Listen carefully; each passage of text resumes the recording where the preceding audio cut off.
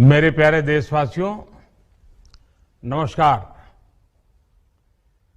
आज देव दीपावली का पावन पर्व है। आज गुरु नानक देव जी का भी पवित्र प्रकाश पर्व है। मैं विश्व भर में सभी लोगों को और सभी देशवासियों को इस पावन पर्व पर हार्दिक बधाई देता हूं। ये भी बहुत सुखद है कि 1.5 साल के अंतराल के बाद करतारपुर साहिब कॉरिडोर अब फिर से खुल गया है। साथियों, गुरु नानक जी ने कहा है, बीच दुनिया सेवी कमाइए त दरगिही बेसन पाइए। यानी संसार में सेवा का मार्ग अपनाने से ही जीवन सफल होता है। हमारी सरकार इसी सेवा भावना के साथ देशवासियों का जीवन आसान बनाने में जुटी है। न जाने कितनी पीढ़ियां जिन सपनों को सच होते देखना चाहती थी, भारत आज उन सपनों को पूरा करने का भरपूर प्रयास कर रहा है। साथियों, अपने 5 दशक के सार्वजनिक जीवन में मैंने किसानों की परेशानियों को, उनकी चुनौतियों को बहुत करीब से देखा है, महसूस किया है। इसलिए जब देश ने मुझे 2014 में प्रधानमंत्री के रूप में सेवा का अवसर दिया, तो हमने कृषि विकास, किसान कल्याण को सर्वोच्च प्राथमिकता दी। साथियों, इस सच्चाई से बहुत लोग अनजान है कि देश के 100 में से 80 किसान छोटे किसान हैं। उनके पास 2 हेक्टेयर से भी कम जमीन है। आप कल्पना कर सकते हैं, इन छोटे किसानों की संख्या 10 करोड़ से भी ज्यादा है। उनकी पूरी जिंदगी का आधार यही छोटी सी जमीन का टुकड़ा है। यही उनकी जिंदगी होती है। और इस छोटी सी जमीन के सहारे ही वो अपना और अपने परिवार का गुजारा करते हैं। पीढ़ी दर पीढ़ी परिवारों में होने वाला बंटवारा इस जमीन को और छोटा कर रहा है। इसलिए देश के छोटे किसानों की चुनौतियों को दूर करने के लिए हमने बीज, बीमा, बाजार और बचत, इन सभी पर चौतरफा काम किया। सरकार ने अच्छी क्वालिटी के बीज के साथ ही किसानों को neem coated urea, soil health card, micro irrigation जैसी सुविधाओं से भी जोड़ा। हमने 22 करोड़ सॉइल हेल्थ कार्ड किसानों को दिए और इस वैज्ञानिक अभियान के कारण एग्रीकल्चर प्रोडक्शन भी बढ़ा। साथियों, हमने फसल बीमा योजना को अधिक प्रभावी बनाया। उसके दायरे में ज्यादा किसानों को लाए। आपदा के समय ज्यादा से ज्यादा किसानों को आसानी से मुआवजा मिल सके, इसके लिए भी पुराने नियम बदले। इस वजह से बीते 4 साल में 1 लाख करोड़ रुपए से अधिक का मुआवजा हमारे किसान भाई बहनों को मिला है। हम छोटे किसानों और खेत में काम करने वाले श्रमिकों तक बीमा और पेंशन की सुविधाओं को भी ले आए। छोटे किसानों की जरूरतों को पूरा करने के लिए सीधे उनके बैंक खातों में 1,62,000 करोड़ रुपए ट्रांसफर किए, सीधे उनके खाते में। साथियों, किसानों को उनकी मेहनत के बदले उपज की सही कीमत मिले, इसके लिए भी अनेक कदम उठाए गए। देश ने अपने रूरल मार्केट इंफ्रास्ट्रक्चर को मजबूत किया। हमने एमएसपी तो बढ़ाई ही, साथ ही साथ रिकॉर्ड सरकारी खरीद केंद्र भी बनाए। हमारी सरकार द्वारा की गई उपज की खरीद ने पिछले कई दशकों के रिकॉर्ड तोड़ दिए हैं। देश की 1,000 से ज्यादा मंडियों को ई नाम योजना से जोड़कर हमने किसानों को कहीं पर भी अपनी उपज बेचने का एक प्लेटफॉर्म दिया। और इसके साथ ही देश भर की कृषि मंडियों के आधुनिकीकरण पर भी हमने करोड़ों रुपए खर्च किए। साथियों, आज केंद्र सरकार का कृषि बजट पहले के मुकाबले 5 गुना बढ़ गया है। हर वर्ष 1.25 लाख करोड़ रुपए से अधिक कृषि पर खर्च किए जा रहे हैं। 1 लाख करोड़ रुपए के एग्रीकल्चर इंफ्रास्ट्रक्चर फंड के माध्यम से गांव और खेत के नजदीक भंडारण, इसकी व्यवस्था, कृषि उपकरण जैसी अनेक सुविधाओं का विस्तार, ये सारी बातें तेजी से हो रही है।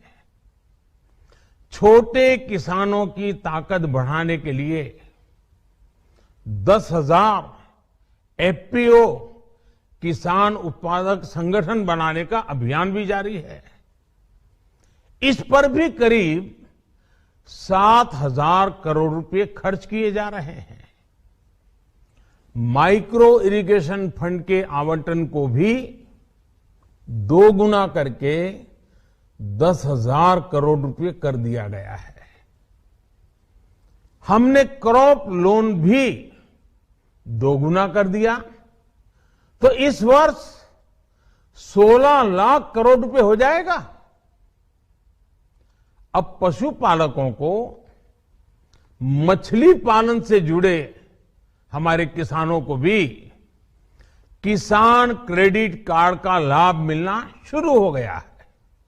यानी हमारी सरकार किसानों के हित में हर संभव कदम उठा रही है, लगातार एक के बाद एक नए कदम उठाती जा रही है। किसानों की आर्थिक स्थिति सुधरे, उनकी सामाजिक स्थिति मजबूत हो, इसके लिए पूरी ईमानदारी से काम कर रही है। साथियों, किसानों की स्थिति को सुधारने की इसी महाअभियान में देश में 3 कृषि कानून लाए गए थे। मकसद ये था कि देश के किसानों को, खासकर छोटे किसानों को और ताकत मिले, उन्हें अपनी उपज की सही कीमत और उपज बेचने के लिए ज्यादा से ज्यादा विकल्प मिले। बरसों से ये मांग देश के किसान, देश के कृषि विशेषज्ञ, देश के कृषि अर्थशास्त्री, देश के किसान संगठन लगातार कर रहे थे। पहले भी कई सरकारों ने इस पर मंथन भी किया था। इस बार भी संसद में चर्चा हुई, मंथन हुआ और ये कानून लाए गए। देश के कोने कोने में कोटि कोटि किसानों ने, अनेक किसान संगठनों ने इसका स्वागत किया, समर्थन किया। मैं आज उन सभी का बहुत बहुत आभारी हूं, धन्यवाद करना चाहता हूं।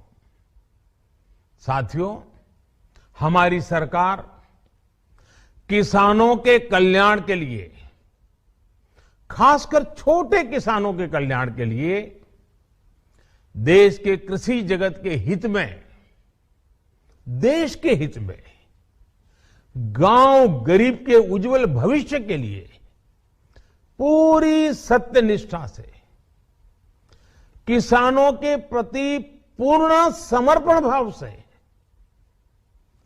नेक नियत से ये कानून लेकर आई थी।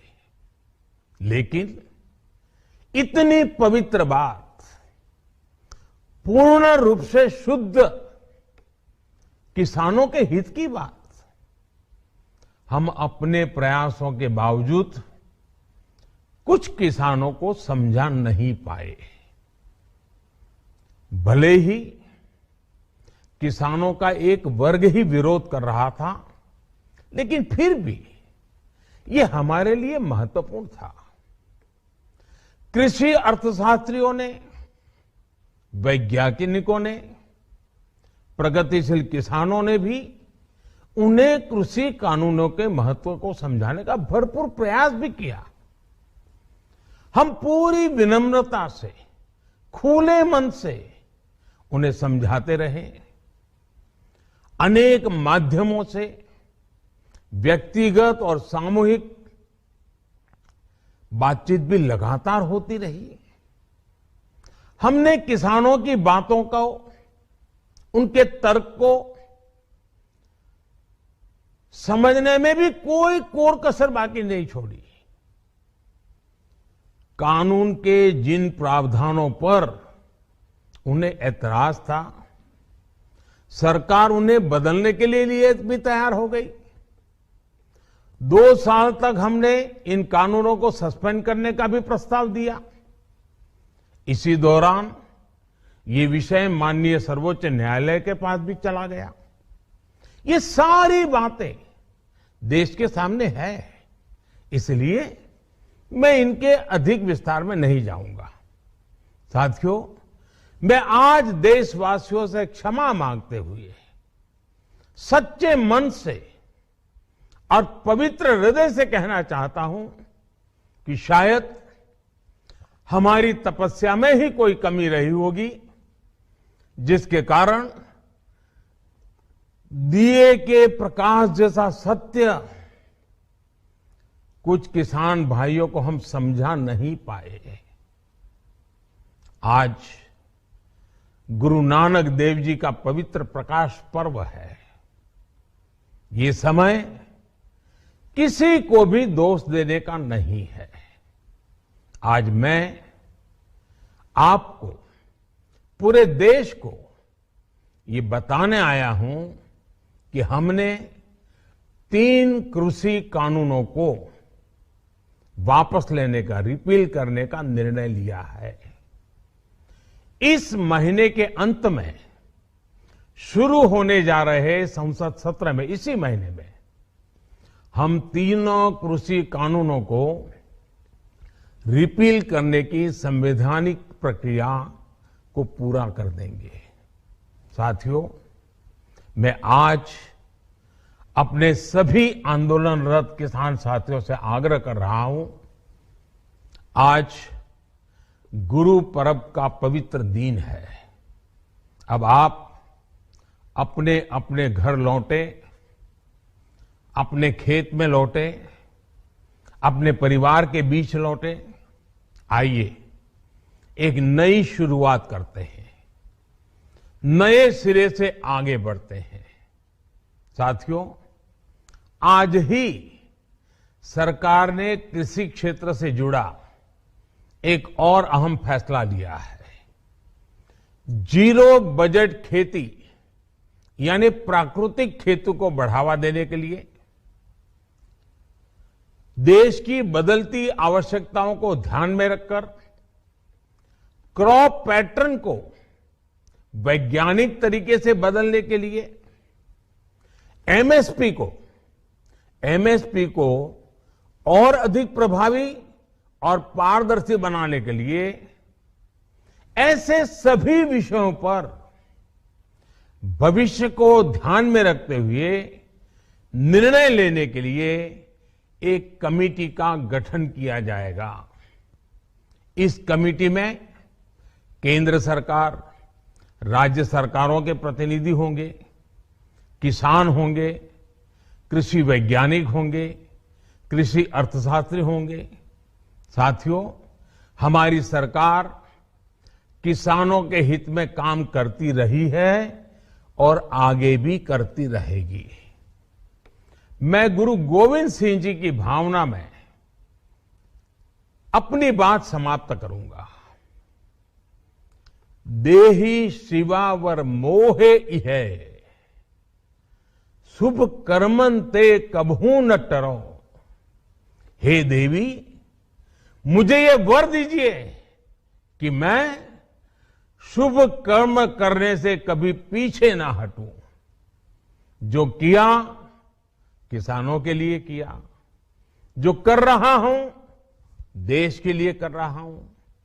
आप सभी के आशीर्वाद से मैंने मेहनत में पहले भी कोई कमी नहीं की थी। आज मैं आपको विश्वास दिलाता हूं कि अब और ज्यादा मेहनत करूंगा ताकि आपके सपने साकार हो सके, देश के सपने साकार हो सके। आपका बहुत बहुत धन्यवाद। नमस्कार।